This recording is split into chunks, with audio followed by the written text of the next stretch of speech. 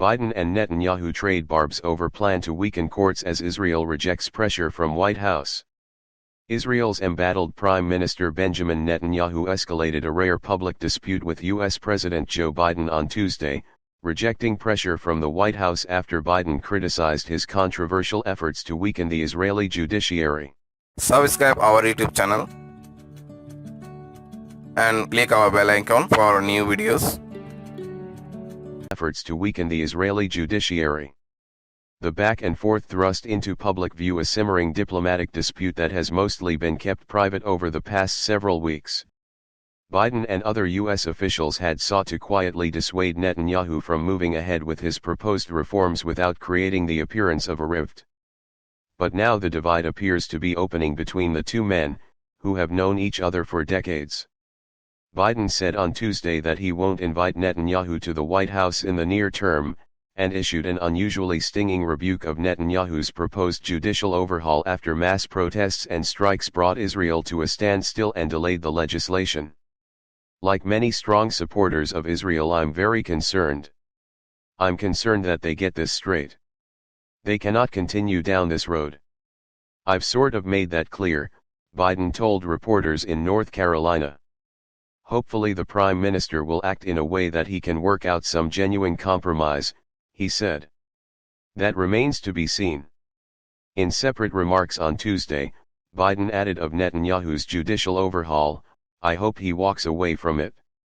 Netanyahu responded with a statement late on Tuesday evening, in which he noted Biden's long-standing commitment to Israel, but added, "Israel is a sovereign country which makes its decisions by the will of its people and not based on pressures from abroad, including from the best of friends." The exchange puts an unusual strain on the relationship between the leaders of the two closely allied countries. A senior Israeli official tried to play down any sense of a crisis in a briefing with American reporters on Wednesday, characterizing the dispute as a 2 on a scale of 10 and calling it a tempest in a teapot. Speaking on background to discuss diplomatic relations, the official said neither the Americans nor the Israelis were interested in ratcheting up the spat, and that Israel believes the Americans will issue statements calming the situation. But the official defended Israel, saying democracies should let other democracies figure it out. Yair Lapid, Israel's opposition leader and former premier, said Wednesday that Netanyahu's efforts have ruined the relationship. For decades Israel was the USA's closest ally. The most extreme government in the country's history ruined that in 3 months, Lapid tweeted. It follows an eruption of anger inside Israel, and within some Jewish communities in the US and around the world, at the Netanyahu government's attempts to weaken the power of the country's courts.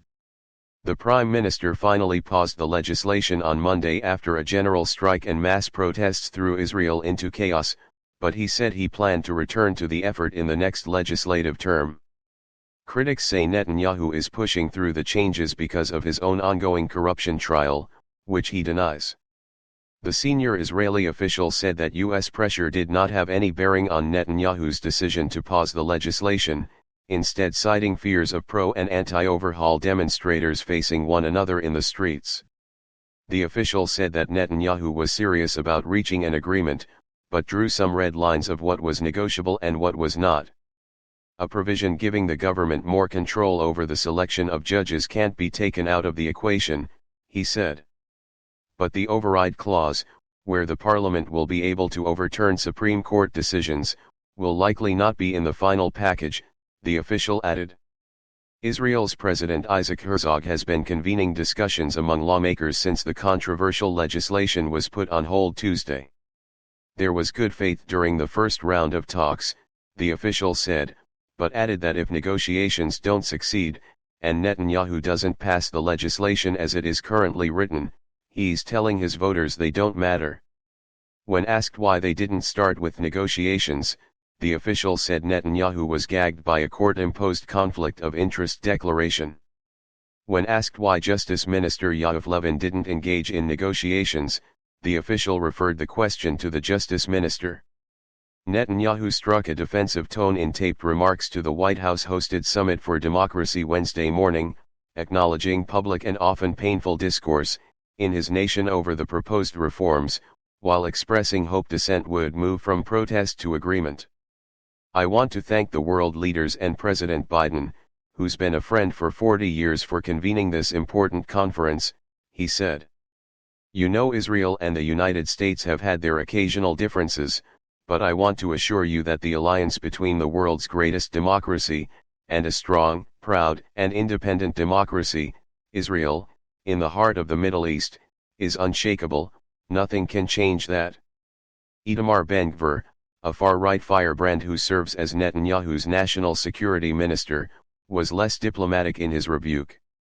"Both President Biden and all the administration officials in the U.S. should understand that Israel is an independent country, it is not another star on the U.S. flag," he said on Israel Army Radio Wednesday. Ahead of the summit, White House officials defended Israel's participation despite concerns about democratic backsliding, saying they'd invited all countries who were working toward democratic ideals. Biden had so far avoided a direct criticism of Netanyahu's efforts, with his administration instead saying on Sunday that it was watching the escalating tension with concern. But his comments on Tuesday marked a rare instance of the U.S. directly weighing in on Israeli domestic affairs. It was also announced on Tuesday that Florida Governor Ron DeSantis will visit Jerusalem next month, a trip that is certain to inject the likely Republican presidential contender into Israel's national tumult and its increasingly fraught relationship with the U.S. At a time of unnecessarily strained relations between Jerusalem and Washington, Florida serves as a bridge between the American and Israeli people, DeSantis told the Jerusalem Post, which announced details of his planned keynote address at an April 27 event. The debate over Netanyahu's proposals is likely to ratchet up again before then. While he bought himself time on Monday, he has remained determined to see through an overhaul of the judiciary that critics say diminishes Israel's democracy. U.S. directly weighing in on Israeli domestic affairs. It was also announced on Tuesday that Florida Governor Ron DeSantis will visit Jerusalem next month, a trip that is certain to inject the likely Republican presidential contender into Israel's national tumult and its increasingly fraught relationship with the U.S. At a time of unnecessarily strained relations between Jerusalem and Washington, Florida serves as a bridge between the American and Israeli people, DeSantis told the Jerusalem Post, which announced details of his planned keynote address at an April 27 event. The debate over Netanyahu's proposals is likely to ratchet up again before then. While he bought himself time on Monday, he has remained determined to see through an overhaul of the judiciary that critics say diminishes Israel's democracy. Determined to see through an overhaul of the judiciary that critics say diminishes Israel's democracy. Subscribe our YouTube channel and click our bell icon for new videos.